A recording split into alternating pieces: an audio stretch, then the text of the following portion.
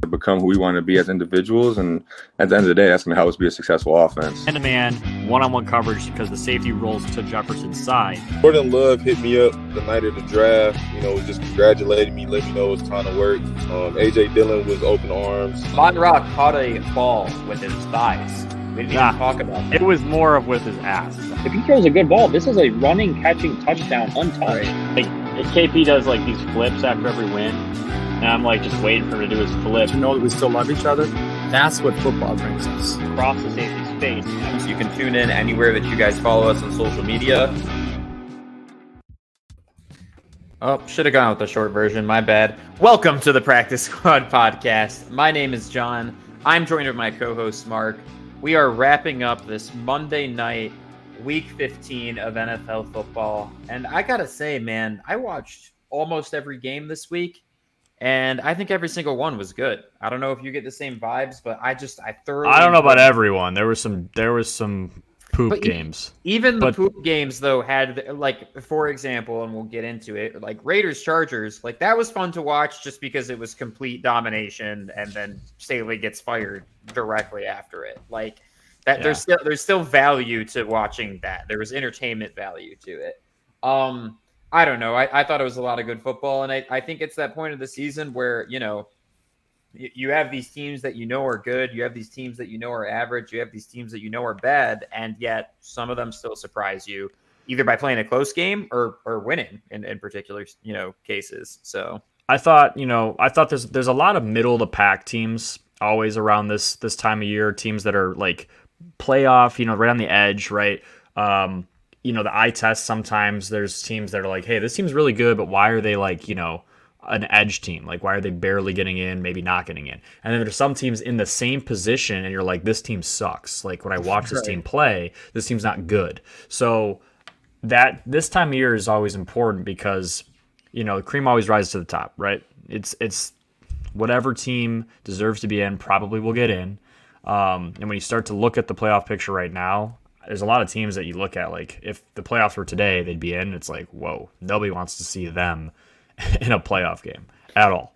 Oh, yeah. I mean, you're like, a lot of teams, their destiny is in their hands for these next 3 games. And it's purely just, are you going to win the games or are you not? And this is the time to do it, right? It's why everybody gets so hyped up on December football. It's like you have literally a couple more weeks to prove whether or not you're a playoff worthy team. And there's a lot of teams on the bubble right now, more than usual, I would think, right? There's more like 500 in contention for the division. Yeah, there's a good, 7-8 teams that we could talk about. They're all playoff, like fighting for their lives. Yeah, and we'll definitely get into that as we kind of go and recap the games and, consider some of these teams' records and where they're at.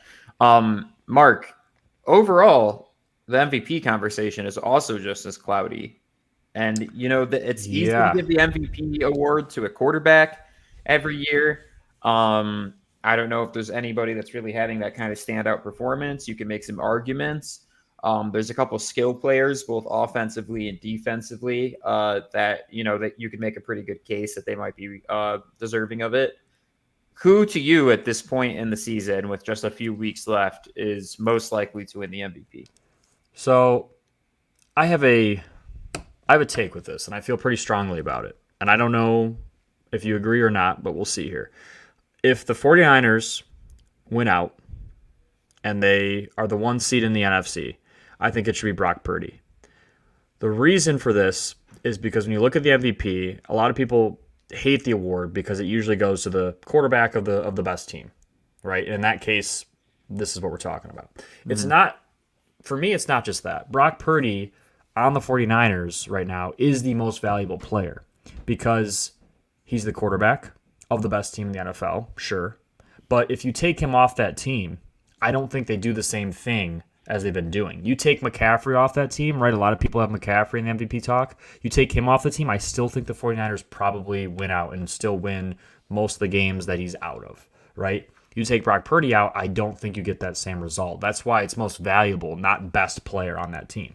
No shit, he's not the best player on his team. He's not even a top 6 player on that 49ers roster, right? But he's the most valuable to them. And he's the most valuable because they're the best team in the league. and he matters the most on that roster. And that's my take with it. I don't know if you agree or disagree. My sleeper would be Josh Allen, but Yeah, I think you make a strong argument. And while I think, Brock himself is saying, hey, like Christian McCaffrey's the MVP. I mean, he's having the best season out of any running back right now, but I think you're right that that doesn't imply he's the most valuable. I mean, if we're having a discussion about that 49ers team and who's the most valuable, you could Trent make Williams. I was going to say, you can make a pretty good conversation about Trent Williams. To me, I think after all the dust settles, if you're going to give it to a quarterback, you have to have a conversation of who's been the most consistent and who has put their teams in the best positions to win. And so you mentioned Josh Allen. The way he's been playing lately, yeah, you could definitely make that argument. You also have to reconcile the fact that there's probably 3 or 4 games that the Bills lost as a direct result of Josh Allen's, lack of ability of taking care of the football, high interceptions and critical moments, things like that. If I had to give it to one person right now, it would be a quarterback as well. But I think the quarterback playing the most consistent football right now in a team that has had 3 of their running backs go out with knee injuries, it's got to be Lamar Jackson, because he is their running threat. He's crushing it, distributing the ball this year to his weapons. And this Baltimore Ravens team that is at the top of the AFC, I do not think is at the top of the AFC without Lamar Jackson. And so I think he's making a very strong case, and I don't think a lot of people are talking about it. But if the Ravens keep playing football the same way that they've played consistently the entire season, I think you can make a pretty strong case. what happens when Brock Purdy beats him head-to-head next week? Right? Because that's the kind of conversation. Now, That if Lamar, game? if Lamar wins that game and plays well in that game, now you have my attention. Sure. I don't anticipate that happening, but it could. And if that happens, then I think that your take will age well. Well, we're going to get right into it. And that is the final header of Christmas Day on Monday night. I don't know about you, but that's about as exciting as it gets. I cannot think of a better matchup. Another point to remember in this race is the Bills are not out of winning their division.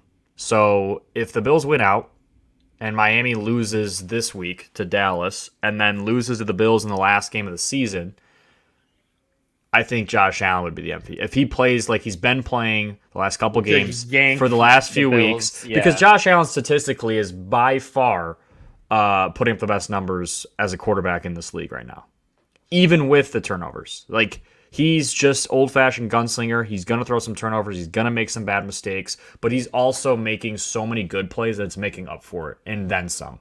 And yeah, they've lost some games, like you said, and he's definitely a direct result, of those losses are a direct result of his mistakes, but he's also playing really, really well in a lot of these games, and his numbers are ridiculous. So if he finds a way to win the division and have the Bills back in the playoffs hosting, given everything that's happened, I feel like numbers-wise it's going to point to him. But funny conversation we're having right now, too. We started this with, it's just kind of a quarterback award. Like, I wish other skill players, got a little bit more of Tyreek Hill also should be in that conversation. 100%. I know he's hurt right now, but if he gets over 2,000, I mean, he's doing things that. How do you make an argument against most valuable player if you have one skill player as a result of? Did you see what he said too about it? Did you see what when they asked him? He said, "Do you think you should be the MVP?" He said, "Nah." He said, "I'm not even the best player on my team." And then they said, and then everyone kind of looked at him like, "What?" And he said, "Alec Ingold is our most valuable player to this team. He's the best player on our team. He does the most for our team." And I thought that was a pretty cool take from. I'm not a huge Tyreek Hill fan. I was going to say, I don't think he's a great person. I think he was just, I think he was just saying it because he knew people probably would like to hear, and maybe he has a lot of respect for this guy. But I thought that was a good thing that he said, and I don't know if he was doing it out of just like to be sarcastic. I think he was being genuine, but I thought it was pretty cool of him to say. He comes out with hot takes every once in a while about his team, and in the moment, like he says, it's like, okay, like what are you talking about, dude? But then there is actually like a level of like genuine, like the thing I'm remembering right now is the conversation around Tua, right?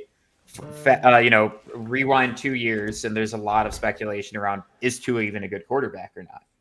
And he goes, well, Tua's a more accurate passer than Patrick Mahomes. And everybody was like, what the hell is this guy saying? Right? Like, come on, like, let's cut it out. Let's stop messing around. And Tua comes out that next season and very high completion percentage, and the offense is incredibly efficient. Am I going to say, Tua and Pat Mahomes comps are fair? No, obviously not.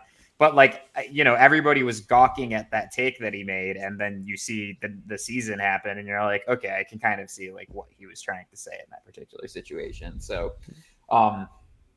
weird guy, like you said, he's an not interesting the dude. He's just, yeah, there's a John, lot. I have another not so hot take, but kind of a sad take. The bowl games right now, irrelevant. Like, have never mattered less. It's the pre-12 team playoff bowl games, right? This is what we're gonna come to expect. Is any team that doesn't make the playoffs, who's gonna give a shit about your? I mean, at what point do you just trophy. not even? At what point do you, if you're just not in that top 12 next year, like, I think your season should just be done. Yeah, I honestly don't think that, like, I mean, I guess for those, I mean, I played in a few bowl games, and it was a very cool experience, and the Idaho Potato Bowl was a cool thing, and I there was never another reason I'd ever go to Idaho in my life, right? And it was a cool experience, and then I went and played in the New Mexico Bowl as well. Same thing. I probably would never go to New Mexico in my life, but so I get it for the players, it's cool, but it's like, dude, nobody at this point in time, nobody will care because the tradition of it is cool. I don't think the tradition of it is going to last with this new format. And again, we've talked about this multiple times now. The game of college football is headed in a better place than it was before. I think we both consider these massive changes that have happened in the past few years as improvements to the game of college football. That doesn't also make it sad that some of those old traditions, those old things that we've come to know and love about college football are probably going to die with it.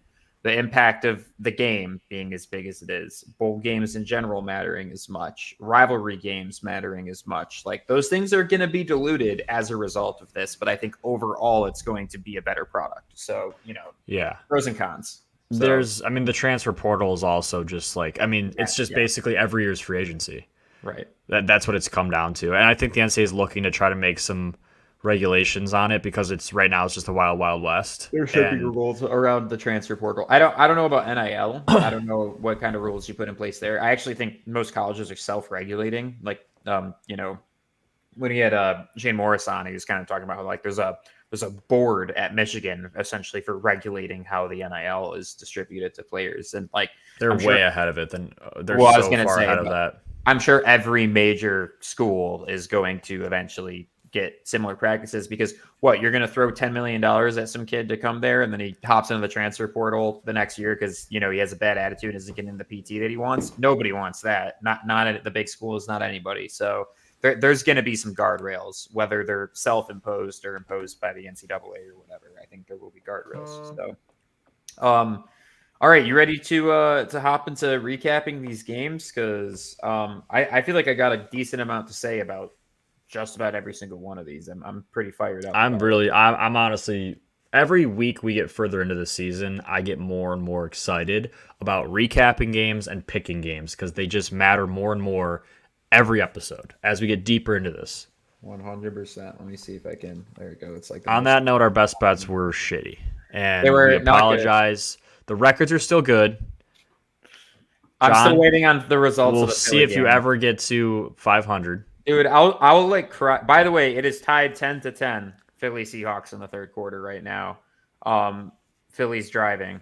So, look, man, we still very much have a game right now, and that is, again, Lions fan kind of critical seating wise. So, anyways, let's get right into it. Brandon Staley and Telesco are fired. Probably the night of this game, media finds out about it. Maybe during the game. Yeah. During the game. This game. This was the worst. This was the worst, most one-sided professional football game I've ever seen.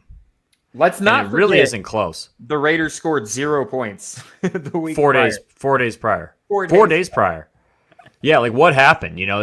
Some kind of magic, some kind of magic trick? No, it's just the Chargers are they just aren't invested. They just didn't care. They might as well have not showed up. Like the Raiders aren't a dominant football team in any way. I seriously think that a Alabama or Michigan would have No, gotten beat I'll less. never less badly that than- take. Don't even, John. I That take just is never ever close to being true. Yeah. You could take the worst NFL team of all time. Pick your teams. 0-16 Lions, But some of the Browns teams. here's the they thing, would destroy these teams. The Chargers aren't the worst team in the NFL. They just literally tapped out in the first quarter. They were done playing. They were not trying by the second. They would quarter still of that year. smoke any college team. All right. Anyways, point. All this is to say is that the Raiders aren't that good of a team, and they just pretty much the Chargers were dead by the time they took the field, and they were just ragdolling the dead body around the entire time. Like that's what was happening. It was not pretty. Staley seemed like he had fully accepted the fact he was getting fired by halftime.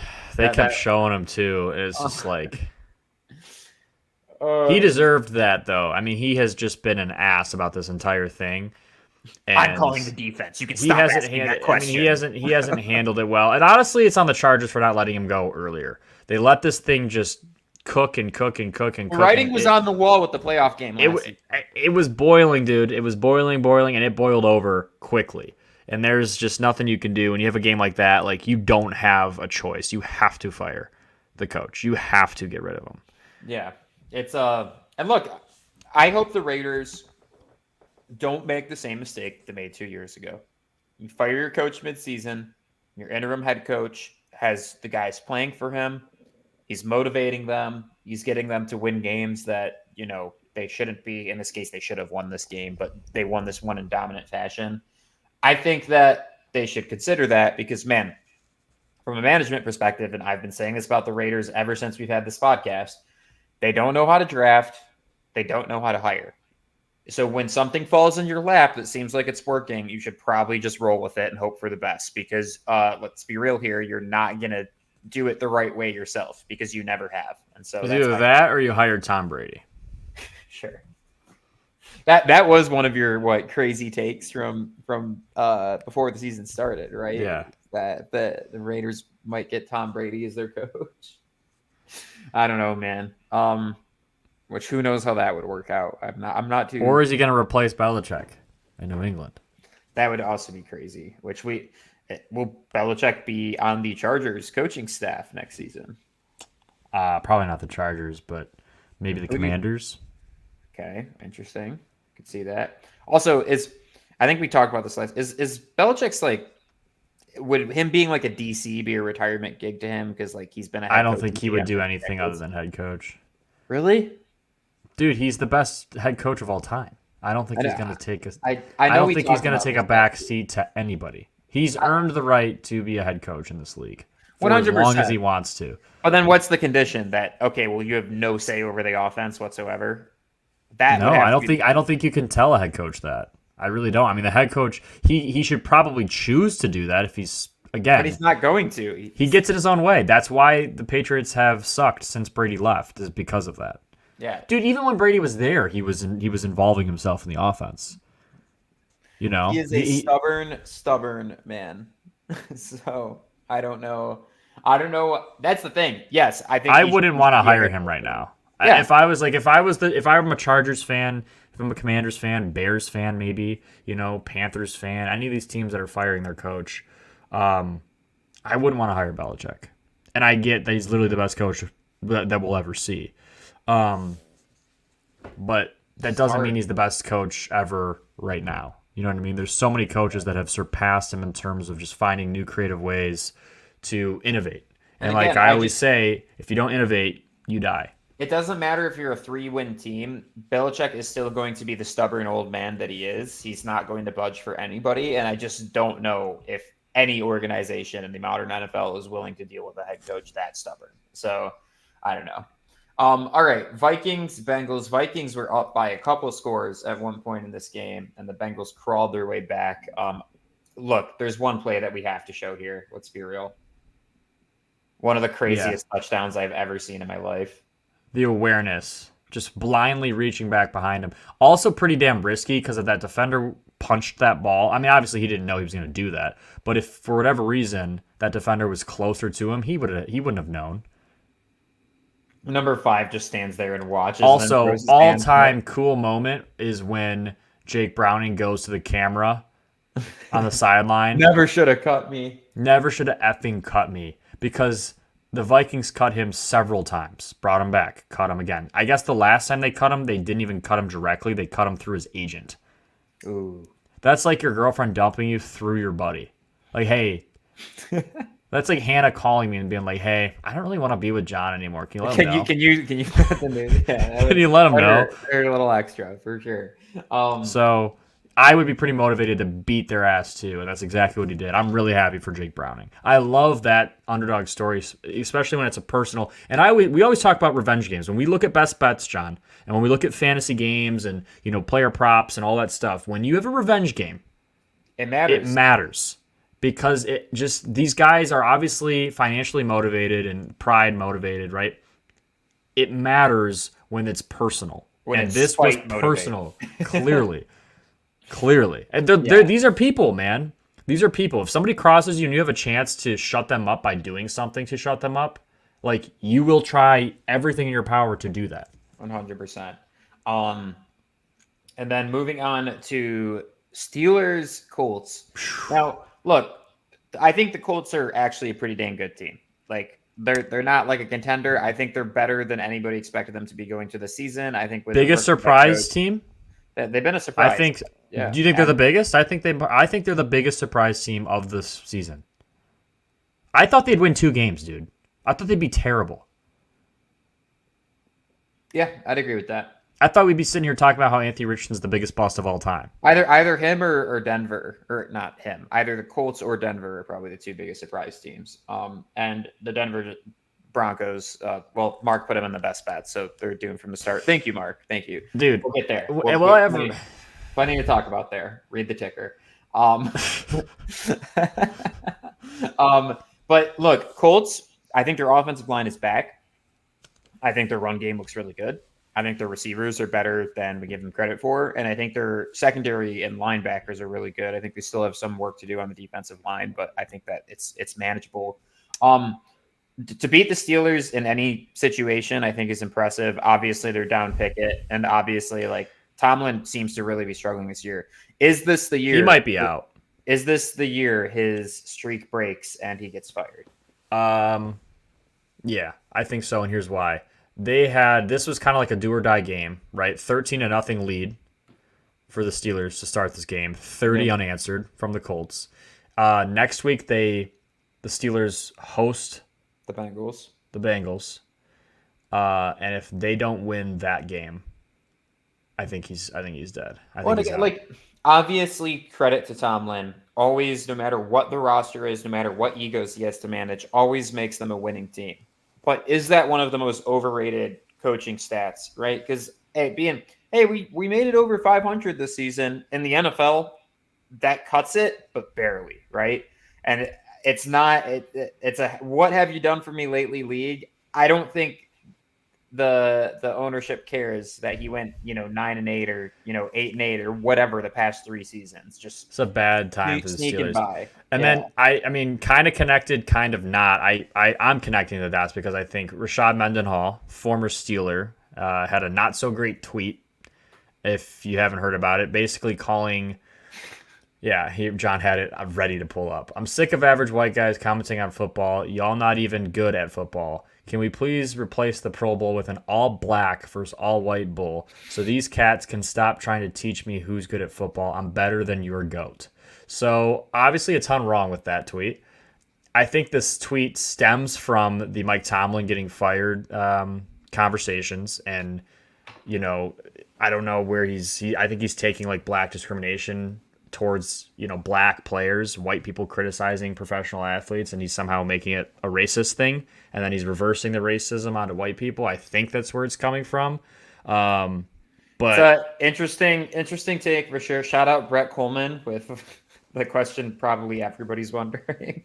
I mean, you could say that about so many players. There's a lot of light-skinned players. And look, I don't think either of us, being some average white guys, are in a position to really have much commentary around this. And by the way, damn near every sports podcast has already covered this at length, got the rosters together, figured out what it looks like. That tweet has 40 million views. Well, I was going to say, Mark and I are showing this because regardless, it's the talk of the town, because what an insane take. It's an insane thing to say. Could you just, John, can you just imagine if that role was reversed?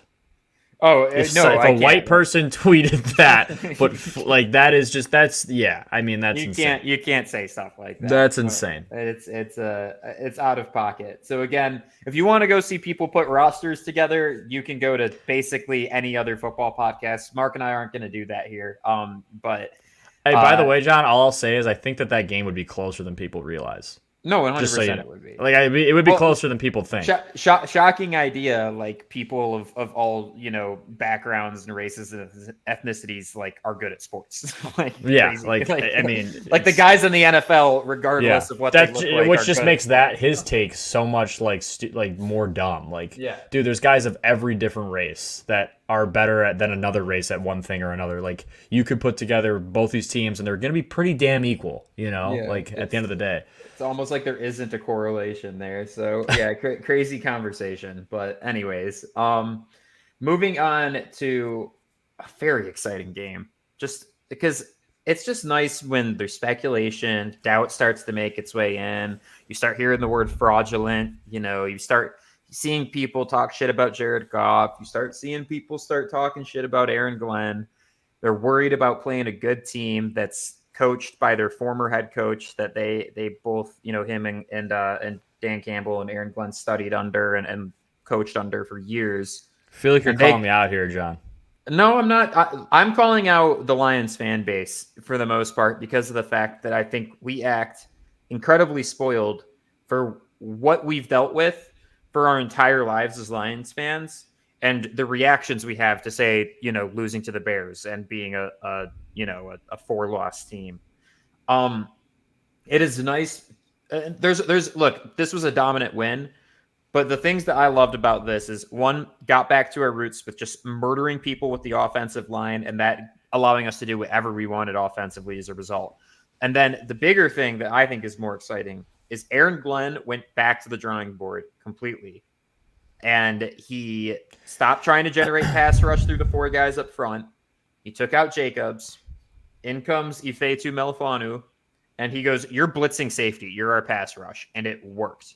And I think part of the reason it was that effective is because they had never done that. And they sure as hell weren't prepared for it. So I don't expect it to be as effective next game now that there's film on it.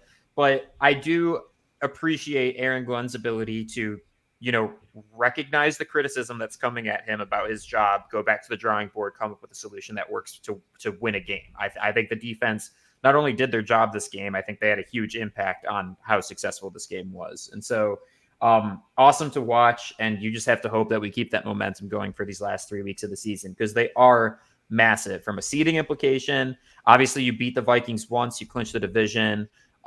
Shut all of the critics up, right? Like, get back to what you do and win some freaking football games. And hopefully we're hosting a rocking Ford Field in 4 weeks time here for the first playoff game. So, I was wrong about this game. For the record, I did think the Lions would win. I just thought it'd be close, much closer. Same. The Broncos failed me again. I'm officially... Did I put it in the ticker twice? No, I didn't. And that's probably why I picked them. Just leave it once, and I literally, if the Broncos somehow sneak their way into the playoffs, I will bet everything I have against them. That's all I'm saying. This was a huge win, huge get back game. The offense was kind of slow in the beginning, but they clicked once they got clicking. You're looking at like 5 or 6 straight touchdown drives, right? Yeah, I mean, Jared Goff, I think, had over 300 yards passing and 5 touchdowns. 5 touchdowns, yeah. Laporta coming up with 3 of those. Amon Laporta Ross, one diving over somebody. Laporta needs to be in the Rookie of the Year conversation. in my opinion. I mean, CJ Stroud has had a hell of a season, but Sam Laporta's doing things as a tight end that we've never seen rookies do. It's just and there's still plenty of time left. Yeah, I think it's either him or Stroud for offensive rookie of the year. So, John, you always are more optimistic than me when it comes to Detroit, right? I'm not sold on their defense. They did some different things. They made a step in the right direction. I don't think it was necessarily the Lions getting that much better and improving that much in 1 week. I think it was a combination of, we got a little bit better, but I think the Broncos are just not great offensively. And I think Russell Wilson's just not great offensively. So, again, I said that when I went on my spiel there.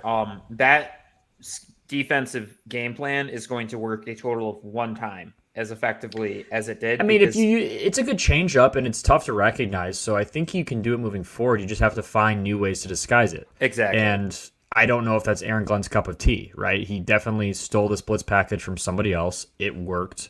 He clearly saw somebody else do it to Russell Wilson, the Broncos, earlier this season. And he tried it and it worked. But that doesn't mean it's going to work next week or the following week. Like, you definitely have to continue to get creative in how you rush the passer because you're not getting any pressure without being creative. What do you have to lose? You know? There is one thing that's exciting on the defensive front, and I think you know what I'm going to say. Your boy is back. CJ Gardner-Johnson's practice window has been opened. He is likely to debut against the Vikings this week. I am so excited. I think people have forgotten just how much this dude impacts the game. From a pass rushing perspective, from a coverage perspective, from a soul, from a like he's the soul man. Yeah, he plays passionate football. Right, and then if you want Melifonwu to do all the crazy shit and just have CJ just then be balling out as safety with Kirby, I mean it relieves a lot of pressure. And also, by the way, since we took Jacobs out the entire game, Dorsey held his own in there too for most of the day. I told you Jacobs was a big part of the problem. I wasn't totally buying that until I saw Dorsey have basically no issues covering anybody he needed to cover that entire game, and it worked out just fine. And I mean, that was mostly, Jerry Jeudy, who's not a bad, wide receiver. He's a tough card. He's a tough cover. You had Sutton on the other side most of it. Yeah. So, This was a big win, and we'll move forward into our next game because we can get Lions happy. The Chiefs. Not a clean win, right? But a win's a win. And I'm going to come out here. I've already posted a TikTok on it. I'm going to double down. The Chiefs will represent the AFC in the Super Bowl. They will get the 1 seed in the AFC. The AFC playoffs will go through Arrowhead again. And they will figure out their issues right at the right time. Kadarius Toney will become a playmaker at a huge moment for them shortly. And all of this that we're talking about right now, we'll be like, do you guys remember back when we thought that they wouldn't do this? Like, what idiots we were. That's what's going to happen. I'm telling you right now, because they're very good on defense.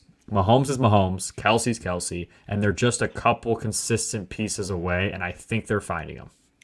Mark, my problem is you've been saying this for a few weeks, and I have yet to see these problems get resolved. And look, you might be right. It's not playoffs yet. And I know you're Mr. Hot Take here, so I get it. But the receiver problems, I think, Pat Mahomes looked broken because of how bad Kadarius Toney's hands are. It was a bad drop. He's had an issue, but he's bad. He's a playmaker, man. He is a playmaker. Yeah, and I'm telling you, you had to give him that shot. See, I was like, okay, I'm riding with you on this conversation. Whatever, I'll let you say your piece, and then you had to say that Kadarius Toney's going to be an impact player, and I'm like, he's going to be an impact player. It's rough. Also, if your prediction is correct and they're going to have some kind of seeding advantage in a favorable way where, they're hosting a lot of home games and stuff, they have to win out starting now. Like, they need to win their Look at their schedule, John. Yeah. Well, so I was looking. So Ravens have 49ers, Dolphins, Steelers. So that can definitely get hairy. Kansas City has Raiders next week. I'm sorry, I'm pulling up these next two. Bengals, Chargers. Win. You're saying that with so much confidence, but they just got beat by Green Bay 2 John, weeks ago, Mark. Those are three very, very winnable games. for the Chiefs. Any game is winnable for the No, Chiefs. no, no. They're very, very winnable. Like, not even like very, very winnable. And it's not just that those games are winnable. Ravens, like you just said, not a really easy last three. And guess who doesn't have an easy last three? Miami. And guess who has the tiebreaker with Miami for the 1 seed? The Chiefs. They're going to get the 1 seed, John. I don't know, man. They're going to do it. They're going to freaking break everyone's heart. I don't think so, but we'll see. I'm not totally counting your take out because I don't want to eat my shoe 3 weeks from now. For those wondering, yeah, I did place a future on them to go to the Super Bowl plus, I think, 700 odds. So Chiefs, Niners, Super Bowl. I'm rooting for that. Are you taking me out to dinner if you win that? Not unless you support me right now. I mean, I'm not going against you. You just sound a little crazy. Hey, we're gonna come back to this 33-minute, 36-second mark of episode 71. It's what is it? It's December what 18th. Yeah, I'll remember. toss it in the chat. Just remember this, people. Clippable conversation. All right. Falcons at Panthers. This was the least attended game in NFL history, not including COVID. They were selling tickets for $1 and people still didn't show up. It was rainy and cold and shitty, and this team sucks and these teams suck, and nobody wanted to watch it happen. And the Panthers still won. And the Panthers won. Arthur Smith has one of the better offensive lines in the league, and they spent their past 3 years of draft picks on skill players. Not quarterback, just skill players. Well, they did draft Desmond Ridder, and how good is he, right? Yeah, great. That red zone interception was an immaculate quarterback play. Is Heineke hurt, or are we just losing our minds? No, he's hurt. Okay, because I'm like, you got to play that guy if he can play, because he gives you a little bit of a chance. Also, Bijan, is he on the roster? You draft a freaking running back that high, and you don't use him? Mark and I got into a heated Gibbs argument before this episode started. We don't need to rehash it. I don't think anybody wants to listen to us talk about that for 20 minutes. But I'll say this much.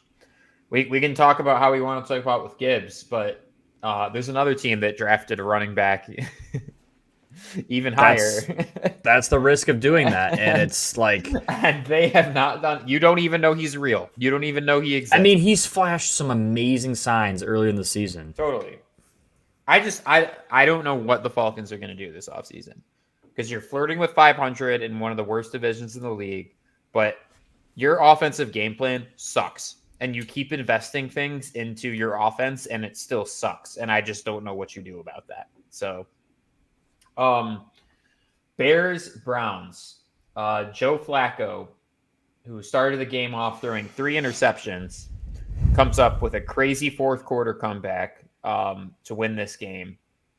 The Bears keep flashing like they're a good team, and then they just find ways to choke games. This, by the way, is the third game where they're leading by more than 10 points in the fourth quarter and found a way to lose it. Horrible clock management, horrible coaching. I think it boils down to that way more than it boils down to their roster at this point. I actually think, as much as I criticize him and think he's bad at managing his money, Ryan Poles has done his job of giving Eberflus a good team to coach, and he is just not holding up his end of the bargain. I, for a while, thought we were watching the 85 Bears because that defense was playing really, really well. But Joe Flacco, you just can't phase him. You cannot phase that dude. He never. It doesn't look like he cares. It doesn't look like he cares. You know, I mean, flashback to the Ravens days, like he never really was that emotional. He just goes out and does his job.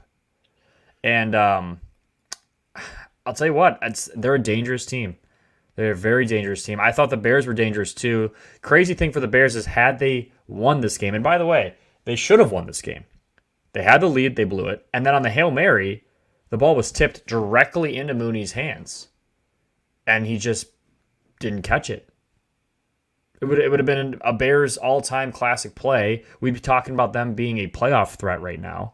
I'd be scared to see the Bears again in the playoffs had they won that game. This is an 8-win team if they don't choke away these fourth quarter leads that they keep getting. By the way, here's another one that will piss you off about the Bears. The Bears have, I'm pretty sure the most interceptions in the league right now. It's like 10 or 11 interceptions. It's high. They have turned those interceptions into a total of 13 points.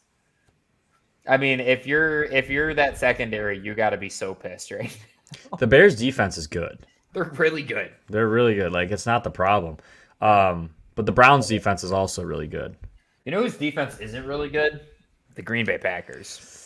I think that they don't care to be a good defense anymore. I expect coaches to walk from this Packers situation.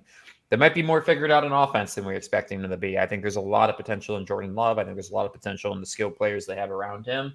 But the score of this game is 34-20. It wasn't close. Tampa was absolutely mauling their defense. Just moving the ball with ease. Baker, perfect passer rating. I mean, Baker Mayfield, I am so happy for that dude because he's just a guy that's taken more shit from people, and he really didn't deserve it. You know, his whole life he's been an underdog. He's been counted out, so many damn times, and he just another new home. Had to compete for the starting job, had to go in and prove who he was again, as if this dude isn't a Heisman #1 overall pick and a playoff game winner. I might add, with the Browns. Yep. Who hadn't won a playoff game in our lifetimes before that, in his lifetime. Disrespect him for showing commitment to the team and playing through injury by getting rid of him and signing Deshaun with one of the biggest contracts of all time. We all know the story at this point. Baker becomes a journeyman for a year and then finds a home in Tampa. Are they the greatest team in the world? No. Are they a competitive team? And with Baker at the helm, they can totally win some games, and he has all the tools he needs at his disposal to help them win games? Absolutely. I think that, there's a good chance Tampa's a playoff team, and I don't know if they're a first-round exit. I mean, they have the pieces to actually go and do something with their roster, with their coach, and with their quarterback. So, yeah, don't be wrong. I had my opinions on Baker, especially when he was on every commercial on the face of the earth and all of that stuff. I think he's really settled in and has been humbled by this league over the past 2 years, and it's turned him into a better quarterback, better person, better athlete as a result. And I'm rooting for him. I'm a fan of Baker. I think he's been, like you said, I think he's been done dirty by a lot of people, and I like the fact that he's finding success in this league despite that. Yeah, I'm thrilled for it. If you're a Packers fan, you got to just be so pissed because you really looked dangerous for a few weeks and your defense just shit the bed. Their offense is still playing fine. Jordan Love is still definitely your guy moving forward. Totally. But your defense just dropped off, man. Just dropped off. It's the funny thing about football, right? Is like a week ago, like I said with the Lions, a week ago, Lions fans were calling for Lynn's job. They're saying Goff isn't the guy. They're saying we weren't aggressive enough with this and that. And then you go and have a dominant win and everybody shuts the hell up. And now that's exactly what happened to Green Bay. 2 weeks ago, they're like, we can make the playoffs. This is the future. We're good to go. Let's rock. And you choke away 2 games against teams you should have beat, really. Not just could have. You should have beat. And all of a sudden now they're calling for coaches' jobs. They're saying they need to clear house on defense, all of that stuff. So it's just, hey, man, us NFL fans, we're a fickle bunch, and it seems like we can never be satisfied. And I do expect there to be coaching firings following the season, and potentially some significant roster changes as well. Jets at Dolphins. I predicted this one wrong. I thought the Jets would the Dolphins missing Tyreek. I thought the Jets would be able to hang in there defensively. And to your credit though, John, Zach Wilson went out. So different game when you have Trevor Siemian playing quarterback. At what point did he go out, by the way? Because I tuned in, I think I want to say around halftime of this game. It was early. Yeah, so it was early. Like he had gotten hurt once, went out, came back in, and then went out again. So got it. I'm having a fantasy sweater right now, and Metcalf just had a 9-yard catch, and I think that it might have just killed my fantasy team. Oh, that's brutal. I got to check the app. This is the moment of truth. Right Mina Kimes is on the Manning cast too. I'm a big fan of her. I think she's one of the better ESPN hires that they've made. Oh my God, I'm still Sirianni is very upset right now. I'm up by 0.8. Dude, if the Seahawks win this game, I am. Oh my god, dude. that would be freaking crazy if the Seahawks won this game. I'm up by 0.8 now after that last catch. I'm sorry, I'm So sweating. Metcalf cannot catch another ball. Can't catch another ball. Got it. Okay. Well, best of luck to you, buddy. I'm sweating it. We'll see how this goes because I'm sure you'll get my reaction whenever it happens, or win or lose, you'll get a good reaction. Giants at Saints. Saints are now at 500, still very much in the running to win their division because the division's a shitter. It's weird when they put up as many points as they have over the past few weeks, but I still have a lot of concerns about, Carr's placement on this team. I still have a lot of concerns about their ability to be consistent offensively. So I'm stoked on the win. And I think the offense, it's one of those times where it felt like they were gelling a lot better all around. And I would love to see the Saints make it into the playoffs. I think that honestly, you want to see that? I think I do, but I don't know, man, because I also kind of want there to be some coaching turnover because I think that I'm not ready to hit the reset button, but I don't know, man. The Saints are like, dude, you have needed to hit the reset button in New Orleans for literally since the day Breeze retired. Yes. And they refuse to because they're just mediocre. They're just average, and they're okay with being average. They're the Steelers of the NFC. They're just okay with being average. But it's exactly. That's a good analogy. They just need to accept the fact. It's like they're so scared of being bad, which they're very close to being bad, and you might take a bad year to kind of reset everything. And I don't know. I think you absolutely want to get a different coach in there, and them making the playoffs and losing in the first round to Dallas or Philly doesn't make a whole lot of sense to me. Yeah, I agree. And I think everybody who's been listening to the Practice Squad pod consistently has known that I wake up every week and I'm just like, what the hell is the Saints team? And have honestly a new set of opinions on how I feel about them every week because I don't even know how to feel anymore. I just know that, what they're doing is going to pacify a lot of Saints fans, but it's not building anything for success or anything for the long term right now. So it's like, when are you going to rip the Band-Aid off? That's really what the question is. San Fran at Cardinals. This game was a little closer to start, and then San Fran just started doing San Fran shit. I think McCaffrey had a career game. I think one of the best statistical games he's had all season, which is saying something considering he's had a number of them. This team's so good offensively, it's not even funny. I am very excited to watch them play the Ravens. I think that is a Super Bowl preview. I'm not totally denying Mark that the Ravens or the Chiefs have a shot to make the Super Bowl. If I had to put money on it right now, I'd say we're most likely to see San Fran and the Ravens in the Super Bowl. So we shall see. I was a little concerned with the Niners that they gave up 29 points to a Cardinals team that offensively not great, but their offense, like you said, John, it's just a beautiful thing to watch. it's incredible. It's like art. so well planned. It's so well done details wise. They have so much talent, and they're tough to beat. And I kind of honestly, if it isn't the Lions' year, I hope that they finally get there. They deserve it. Brock Purdy deserves it. McCaffrey deserves one. Debo and Kittle deserve it. Their defense, Trent Williams, Shanahan absolutely deserves it. He's been there. He's had a couple tough losses in the Super Bowl games. This is their year, and if it's not this year, they could be in trouble.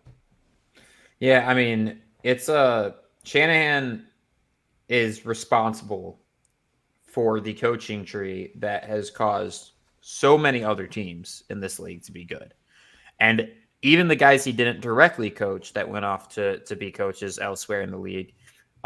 He has been a massive influence on the development of offensive football in the NFL over the past, 5-6 years. I mean, it is not an understatement to say, he's probably coaching Hall of Famer. He's going to go down as one of the greats in NFL history. But you can't have all those accolades if people are asking, well, you didn't win a championship. If this isn't the year, holy shit, man, when is it going to be? Because this team looks unstoppable. That's what I'm saying, man. Yeah, like but we've seen him in other years, John, look this good, and something happens. The football gods just hate them. I mean, last year, you can't tell me after watching them go to Philly and kick the snot out of them that last year, if they had a healthy quarterback, that game would have been complete. I 100% believe it. They said it, and then they went into Philly and backed it up, 2 weeks ago. So, yeah, no, they're definitely dangerous. You know who else is dangerous? Stafford and the Rams.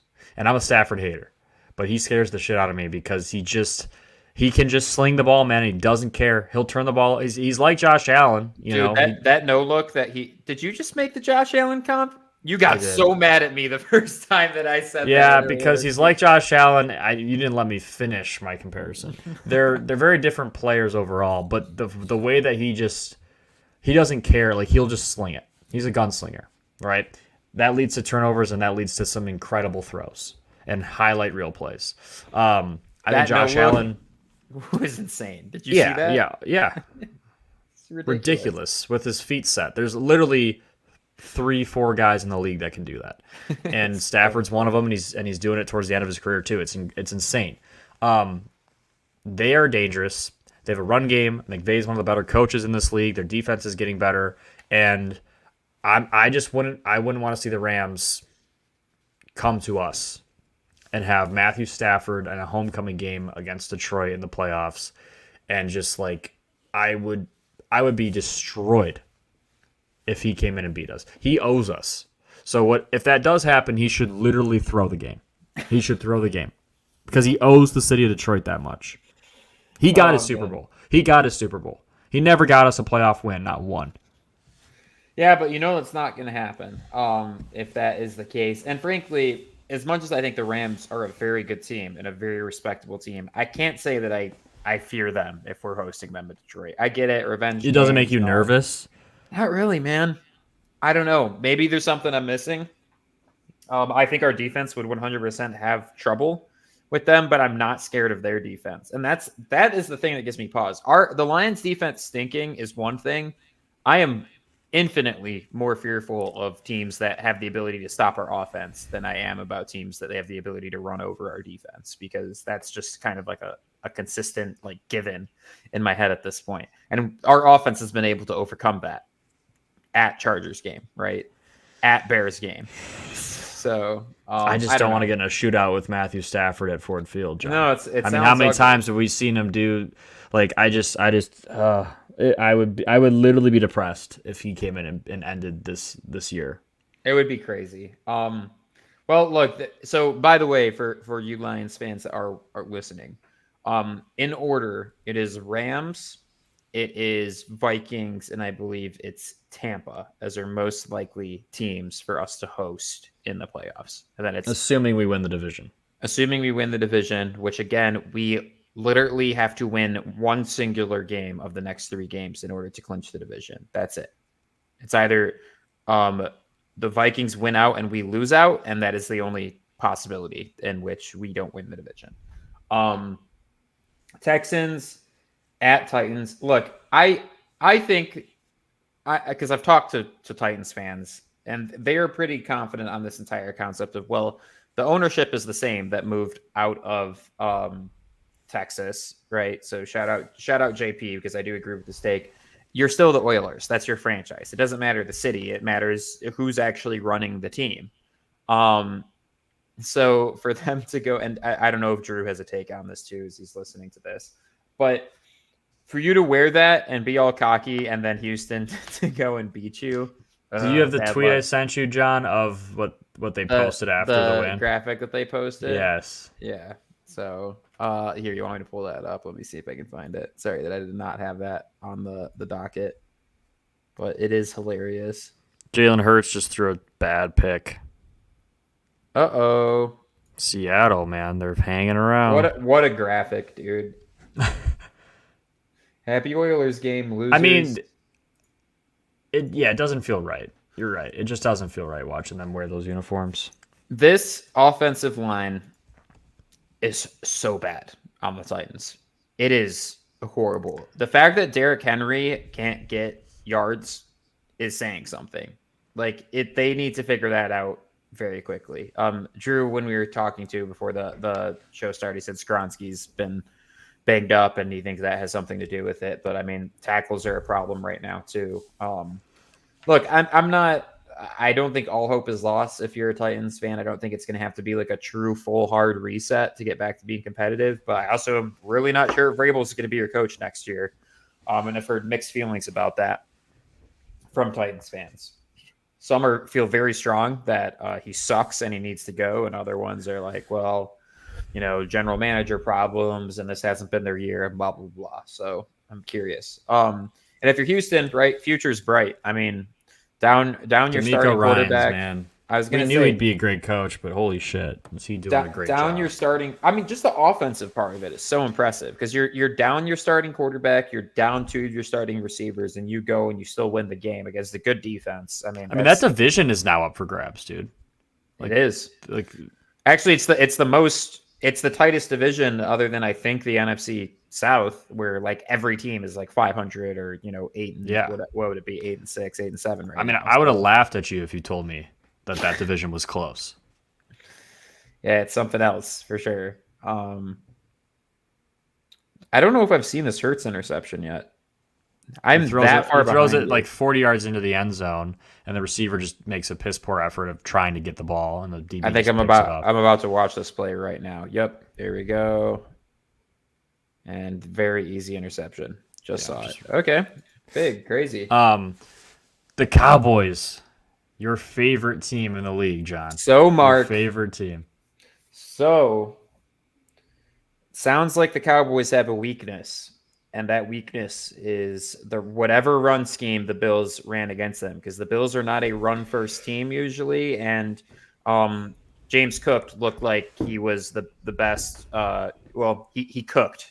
I'll put it that you way. Accidentally said cooked, and he did cook. I misspoke. Really, John, it wasn't even a very complex run game. They just went right at him, at the interior of that Dallas defense.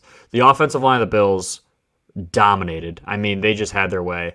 And this was the first game we've seen in a long time that the Bills won like this, where Josh Allen wasn't Superman.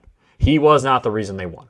He helped them win, but he was not the reason they won. They leaned on somebody other than him. And that's huge for them. I was going to say that's been our big criticism. Because if they can do that, Bills, right? Holy shit, look out. Yeah, Allen being able to mature into a role where he is not shouldering the entire weight of the offense on him at all times is dangerous. And I've been saying that as I've been highly critical of the Bills this year, I've been saying they need to figure that part out. If this is a sign of things to come, holy shit, man, you definitely got to be worried about it.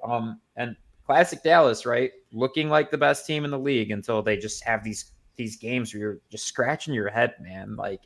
And I get it. Like, the Bills are a good team, so I'm not saying it's it's a huge failing that Dallas lost this game. It's the fashion they lost it in. They weren't even in it from the start, basically. And so you're not going to be built for success if you can't go up against good competitive teams and look like you have a pulse against them. They got ran all over this game. And shout out to the Bills, because to turn things around midseason, the way that things were going, now you're very much in the playoff race. You're actually very much in the division race, depending on how the dominoes fall these next 3 weeks. It's a crazy thing. So yeah. Is Dallas a pretender, or do you still think? I mean, I don't want to flip flop on this too much. You know that I'm always skeptical of Dallas, and I felt like I had to stop being skeptical after their Philly win. I still think they're a damn good team.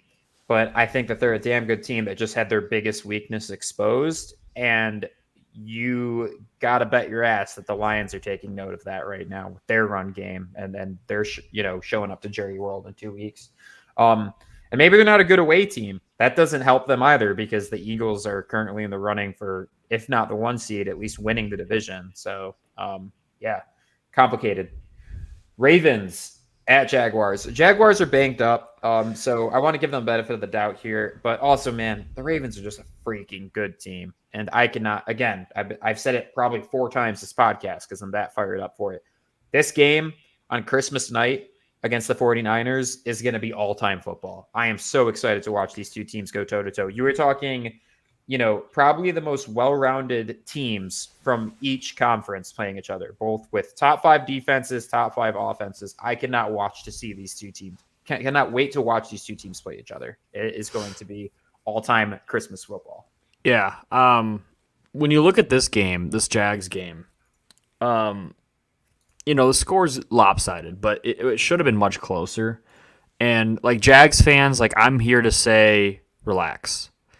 You still are very much in control of winning your division and getting a home playoff game.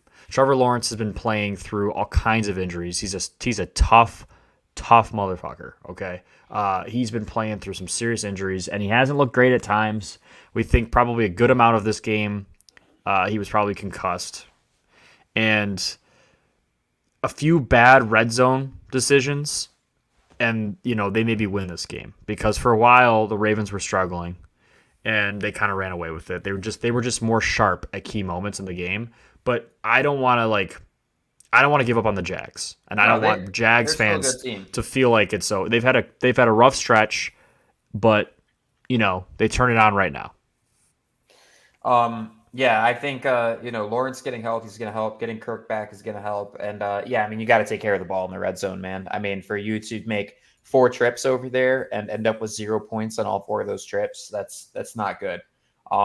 It's one of the more elusive stats, right? It is not something you can just figure out or just do something different and all of a sudden it cures your problems. But red zone efficiency is one of those big stats in the NFL.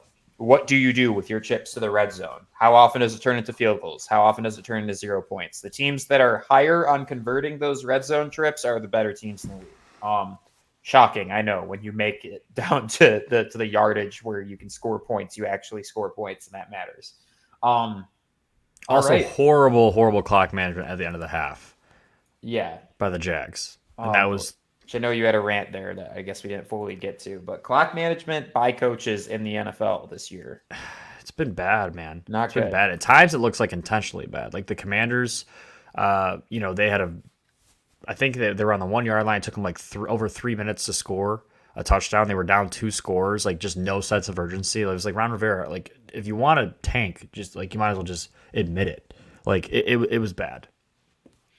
Yeah, I mean, I think he knows that he is not going to be coaching this team next year. So see what happens there. I think they told him if he wins a game, we'll fire you. That's probably what happened. Because that's probably what they said. And then we're not getting to Eagles Seahawks yet because we've been watching along as we've recorded this podcast. It's been very close. And right now it is 17-13 Eagles with a controversial push that I'm just watching right now. Did they end up converting on this? It looks like. And they're now about midfield. I would love again, fantasy football fans out there. I'm sweating right now. I have a 0.8 lead, 0.8 lead. So and a single completion to DK. A single completion to DK kills me. And it's under 4 minutes now, 1st and 10. I'm really hoping the Eagles get into 4-minute offense and the ball never goes back to Seattle. Yeah, that would be ideal. All right, moving into this slate of games, we'll tell you guys the result of this Philly Seahawks game as it concludes here. Starting things off with the Saints at the Rams. This is kind of a must-win game for the Saints, as much as it is a must-win game for the Rams. I personally think, even though the Rams don't have a fan base here, I think the Rams are more likely to win this game. Obviously, the betting markets think so too. They're minus 4.5 against the spread. I'll take the Rams here. I don't think I'm going to bet anything on this game or add it to my best bets, but I like the Rams to win this one, and I think they have a good shot at covering too. I think I like the Rams too, John. I'm torn on this one because this is basically a playoff game. It is. Both these teams need to win this game. And that's what I love when you get to this point of the season, because you basically see early onset playoffs. And this is what this game is. I think I'm going to go with the Rams. I trust Stafford more than I trust Derek Carr or Taysom Hill or whoever the hell they have taking snaps because it's Jameis. I mean, just throw the circus in there. Yeah, I'm going to go with the Rams. I like them to cover. Bengals at the Steelers. Steelers are getting 2.5 points. Man, I like the Bengals to win this one. I'm just deciding by how much. Because could they cover 3? If I think they're going to win it, I feel like they could cover 3. I just don't love where the Steelers are at right now. You got Rudolph taking the helm at quarterback. Yeah, man, I don't know, I'm feeling the vibe. I'm going to add Bengals to my best bets here. Even without Jamar? Even without Jamar. I mean, both of these teams are banged up to shit and really have offensive problems out the ass. So I'm going to go Steelers best bet. I'm going to fade you. All right. And the reason I'm going to do it is not because I hate you. Even though you do. Yeah, totally. The reason I'm doing it is because I think this is Tomlin coaching for his job. And when he's had his back against the wall, I'd like to think that they can, win a home game as an underdog against a backup quarterback who's missing their best receiver. And I don't know. I think Rudolph is better than what they've been doing with Trubisky, and I don't think it's going to require a lot to beat Cincinnati. So, yeah, but TJ Watt, Cincinnati's don't just fail surprised me. us. He has consistently surprised us. He isn't Browning, but I mean, really, the whole team is consistently kind of showing up when we didn't expect them to at this point. Bills at Chargers. Chargers are getting 11. I don't know if that's going to be enough. I'll tell you what, I'll take the over for this game. I like the over here a Now, lot. that goes against your logic of fired coaches, interim coaches, John. The over doesn't do anything. That's Now, true. taking the Chargers, sure, I understand taking the Chargers potentially, but I like points getting scored this game. I'm not touching this game. I like the Bills, but I'm not putting that in my best bets. Hey, And man, who knows I if the got Chargers ground to defense is going cover. to show up. I've been saying this. I got ground to cover. Seahawks at Titans. Take the spread with a grain of salt because the Seahawks-Eagles game is not concluded yet. I like Seahawks to win this. So if the Seahawks win this game that we have right now, they are still in playoff contention. If they lose this sure. game, they're officially out of playoff contention, right? I think so. That's how the math on this is breaking down. Yeah. So, okay. So, there are ramifications there, right? I mean, the Seahawks showing up to play against Regardless, the I think Pete Carroll gets his team ready to play, though. Yeah, More than no. Vrabel. I mean, because the Titans are already eliminated from the playoffs as Yeah. it stands right now. So, I like the Seahawks to win it. I do too. Not adding to best bets, though. Colts at Atlanta. Atlanta are 2.5-point favorites. I like... No, they're 2-point dogs. Or sorry, that's what I meant to say. 2.5-point dogs. As much as I think there's so many positives that this Atlanta team brings to the table, I just hate them at this point. I get so mad about their inability to have what is on paper a very, very, very talented offense with like a not so great quarterback and just do nothing with it. I'm sorry, with the skill positions they have, with the offensive line they have, you should be able to do something with your offense, and they can't. It's very frustrating. And so I actually like the Colts to win this game. I like them to cover. I don't know if my conviction tells me go best bets here. I think I'm going to leave that off the table, but I can't with the Falcons right now. I'm annoyed with them, honestly. Oh, pick it off. Sorry, I'm so sweaty on this fantasy game. I'm taking the Colts to win, but I'm not putting my best bets. Sounds like we're on the same This page. is, I mean, you guys are getting this is real fantasy football emotions right now. Like, this is second down. First round of the playoffs for you right now? Yeah.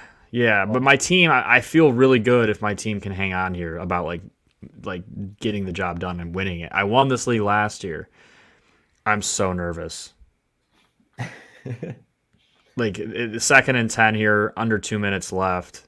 By the way, I think Mark No. did Metcalf catch it? Oh my god. No. Uh-oh. I'm dead. Fantasy Officially over. Yep. It's a good run, buddy. Unless he fumbles or something, which isn't going to happen. Even then, I think I still lose. Oh, that sucks. In the last 2-minute drive. Ass catch, too? That was crazy. I don't think he even caught it, dude. Let me see this. They're reviewing it. They should have Oh, you're challenged so it. sweaty right now. I think they were about to. He did catch it. They didn't review it. It's dead. I'm dead. It was a good run. Sorry, He just had another catch anyway, I think. Whatever. Playoff team, though. Still had a good season. Still a good year. Both of my paid leagues, I am in the playoffs and currently dominating in the first round. I'm beating both teams by over 50 points right now. We normally are pretty good with our fantasy projections, and yeah, if you don't tune into us fantasy time of year, you should. We are 2 years running now. I'm getting my ass beat in my unpaid league with my family though. Hey, I think Hannah's beat me in every match. That's where the money matters, man. The money matters. That's the money matters, but pride matters against your family too, because I'm getting roasted in my family group chat every week. They're like, "This guy's got a football podcast, and he can't even beat somebody that doesn't set their lineup." Tell him to put some money and make it interesting, and you'll win. We're gonna do it starting next year, I think. But yeah, I was really upset. My mom stole David Montgomery from me in the draft. He was like 15 players down, and she still took him. And I had the exact next. She must have been watching my takes. Probably. She was taking insider info from me. So slow on picking these games right now. So many distractions. Hey, there's a lot happening, and that's fine. I mean, it's the season, right? Browns at Texans. Texans are 2.5-point favorites. Stroud is coming back. I like the Texans to win this game personally. Is Stroud confirmed coming back? Yeah, he's projected to be cleared from the concussion protocol. He was doubtful for this past week. So, I like the Browns, man. I like the Browns. You cannot just hang it up on the Browns. You pick them like every week, man. I like the Browns because they get good spreads. Browns, not that week. I'm just checking. Really?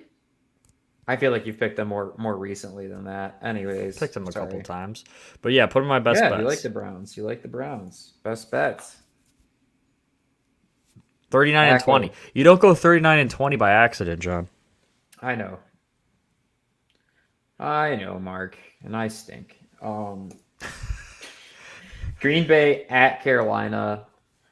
Why is the over only 36.5 points? That's my big question mark with this. Like,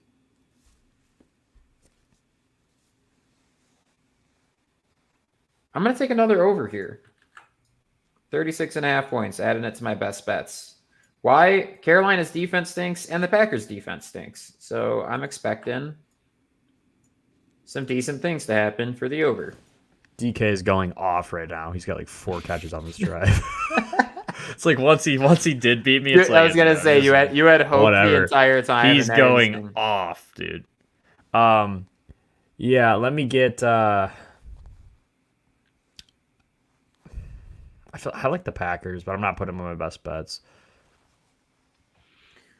Lions at Vikings. Vikings are 3-point dogs at home. The Lions win this game. They clinch the division and a playoff spot, obviously. So you're telling me it means a lot to them? Means just a little bit. It means a lot to both these teams.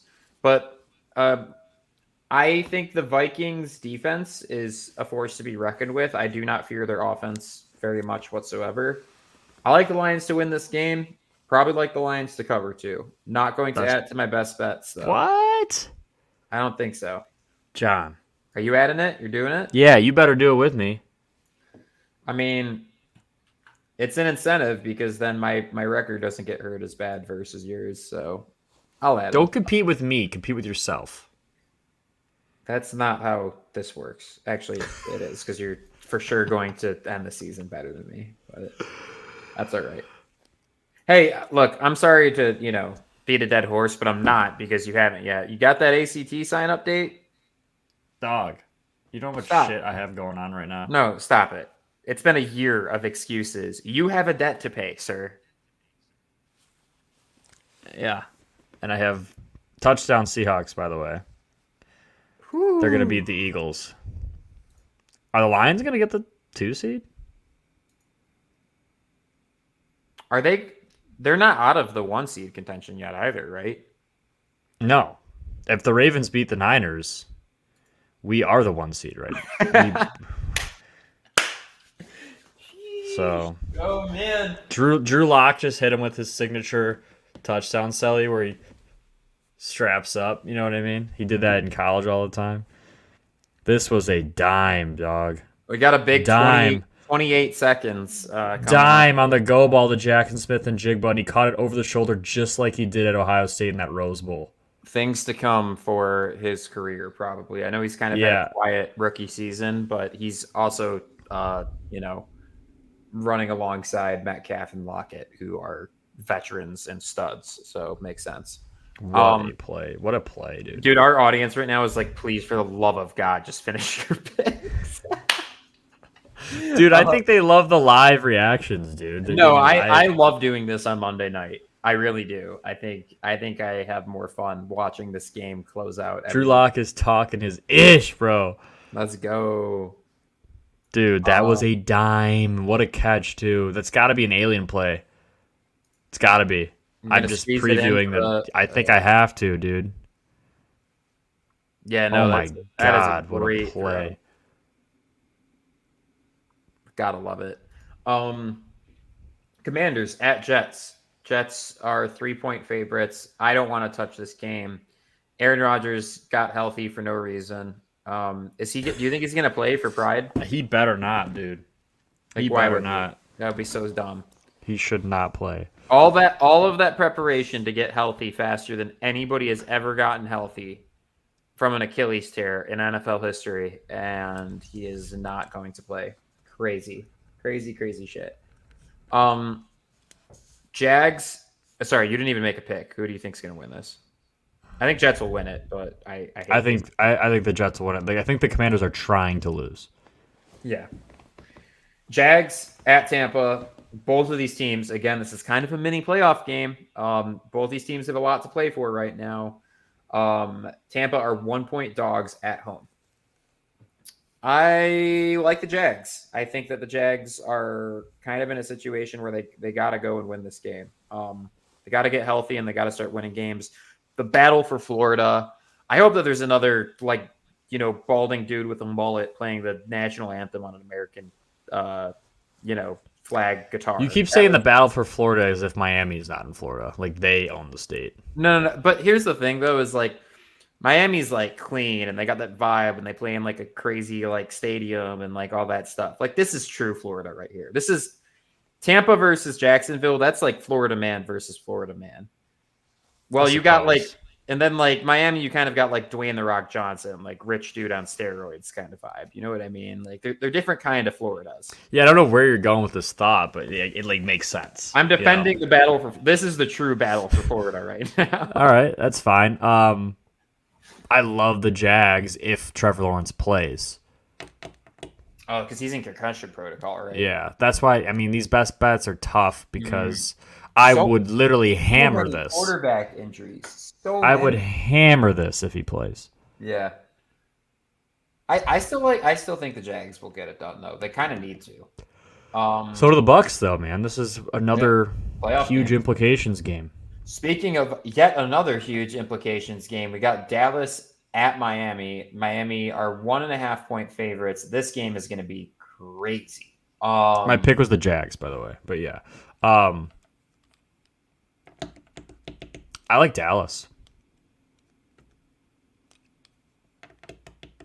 Is Achane healthy? I think he got activated this past week, right? So he's still like Dallas. I don't know, man. I actually put Dallas in my best bets. All right. I like the confidence. I'm not touching this one because I think this is going to turn into a shootout. Whose offense gets the ball last? I think that's kind of the way this game is trending. I don't like betting games that trend like that. But I think I like Miami. I like Miami at home here. Got Cardinals at Bears. Bears are 4.5-point favorites. I like the Bears to win this. I think the Bears are playing better football than they're getting credit for. Cardinals aren't that good. They should win this game on paper. Now, are they going to be up 2 scores in the fourth quarter and find a way to piss it away? Maybe, but guess we'll see. I'll go with the Bears as well, but not my best bets. Looks like Brown just caught a ball out of bounds with 20 seconds left. Yeah, it's over. Okay. He threw a pick. No way. Just this next play I'm about to watch, he does? Yeah, he throws a deep ball and it gets picked. Toe drag. Jalen Hurts, what are you doing, brother? He's sick, man. He's sick. Also, he has nothing to lose at this point. He's got to try to get it down. There's only like 8 seconds left. Guess so. Crazy, though. All right, GG Seahawks. Thank you for helping the Lions out after screwing us last year. Okay, we got Patriots at Broncos. I mean, I think this is going to be a bounce back game for the Broncos. They're still very much in the playoff race, but they got to win games like this in order to do that. So I like Broncos here to win it. Don't know about covering 6 though. That's kind of wild. I could see the Patriots keeping it close. I'm going to take the Patriots plus 6. Best bet? No. Okay, just you like Patriots plus 6. Got it. Yeah. Raiders at KC. KC 10-point favorites. Look, KC pushed for me this past week, so I'm going to take them here because they didn't punish me for taking them last week, and I think they have just as much of a shot to win by 10 points this week as last week. Yeah, Raiders are playing good ball, no doubt about it.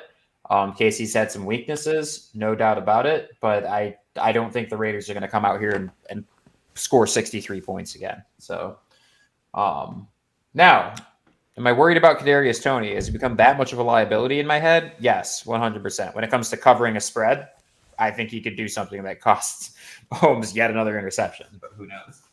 I think the Chiefs. I stand by my Chiefs Super Bowl appearance, but I don't think they covered the 10 here. I'll take the Raiders plus 10.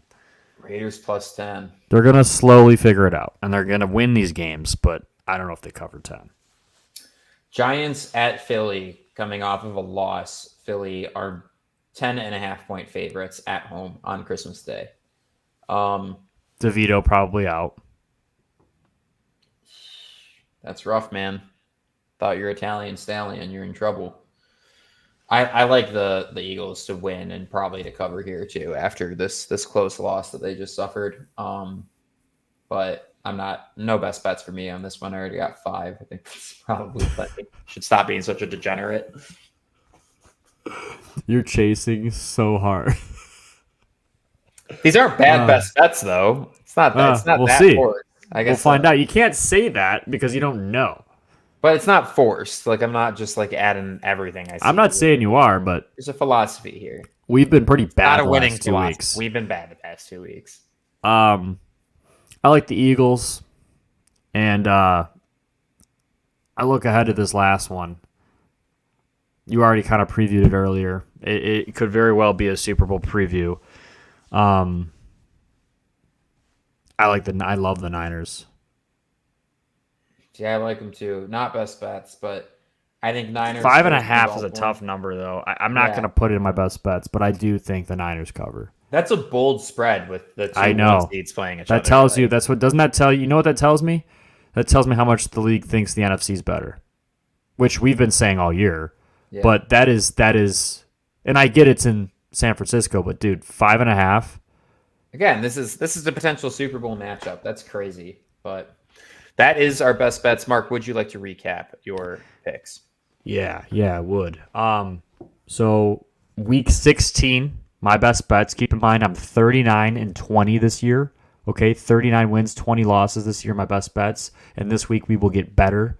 I swear to you, it will not be like last week. I like the Steelers at home against Cincinnati. They are 2.5-point dogs. I like them to cover that. I like the Browns. They are 2.5-point dogs going into Houston. I don't know if Stroud plays or not. Regardless, I like the dogs. I like Flacco. That defense, you can lean on them. You can trust them. I think they get it done. I like Detroit to go into Minnesota. They're 3-point favorites going into the Vikes to try to win the division for the first time in a very long time, okay? To try to clinch the playoffs, to try to really could be a 1 seed with the Eagles losing and the Niners having a tough one this week. So I love the Lions because they're playing for everything. It's all right in front of them. And then my last pick of the week, I like the Dallas Cowboys. They're 1.5-point dogs going into Miami after a huge blowout loss against the Bills. I think they get back right. I think they get their revenge week. I think they take care of Miami. I think the defense takes care of Tua, and they find ways to limit Waddle and Tyreek. I like it. I like Bengals at Steelers. Mark and I are fading each other. Bengals have been playing good football, and Steelers are kind of hitting the panic button. So we'll see what happens there. I like the over between the Bills and the Chargers. I would like to cite the over hitting before the half was over last week as the reason why I feel pretty decent about the Bills going in, scoring a good chunk of points. Obviously, you still got more calling the plays there too, so Chargers probably put up some points as well. Similar breath, I like the over hitting in Green Bay, only 36.5 points for the over to hit against the Panthers. Neither team really has a good defense, so I expect points to be scored. In the same breath, Lions have the opportunity to clinch their division for the first time in a long time. If they win and clinch it, it will be the first time they have won the division in the NFC North since the NFC North has existed. I think that weight is going to be one that the Lions are happy to bear. They're going to go and take care of business in Minnesota. And I like KC covering 10 points against the Raiders because they need to find their rhythm and they need to find it now. Better way to do that than host a division rival. 10 points is a lot, but I think they can make it happen. They pushed for me last week, so I'm giving them a second chance. I'm 27-32, not as good as Mark. I just had to remember that I took Eagles last week, and so I had to add that to my at the time 27-31 record before I went on my spiel here. But those are my picks. All right, practice squad. Thank you very much for sitting through us recapping these games. It's been a lot of fun. I have to join Mark and say it's kind of fun reacting to the Monday night game as we record this. It's a fun I'm heartbroken, but yeah, I'm sure you guys love my pain. Good fantasy season, buddy. Do you have another one? Yeah, I lost in both, but the other one I didn't really care about. I made the playoffs in both leagues. First round exit in both leagues. Last year was a champion. So, I'm doing fine. I lost by a very small margin. I gotta finish strong here in the fantasy leagues. Both of them, like I said, got money on the table, so we'll see what happens. Thank you guys very much for tuning in. Once again, we are the Practice Squad Pod. If you do not follow us on social media, you should consider that because of the fact that we post short form content the entire week. Aliens of the Week. Mark's got a lot of good stuff coming out. I need to pick up my slack a little bit more too. I will admit it. I get like one TikTok out a week, and I need to be matching Mark's output a little bit better. Along with that, we crossed 500 subscribers. Thank you for 500 subscribers. Everybody. Take us higher. Yep. Yep. Can we finish the episode with you singing just like a couple lines of that? Go watch the TikTok. I know, but like it would be so great. I'm too tone deaf to hit that note as graciously as whatever Creed singers. Just do it with a really deep voice. You have that. You're built for that. I'm not. Maybe I'll do it live on stream. Can you do it on the guitar? Can you just play it real quick on the guitar? I can't because I can't plug the guitar and the microphone in at the same time. Do you have an acoustic? No.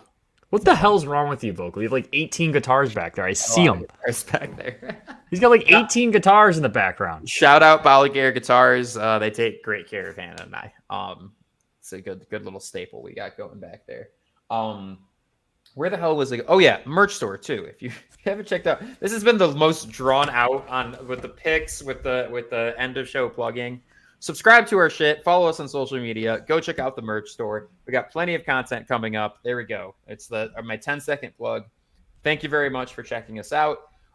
We hope to see you next week with covering a lot of good matchups, a lot of kind of playoff implications on the line. One of the most fun matchups I've seen all season on Christmas Day. I'm super stoked for it. We will see you guys next week. Peace. See ya.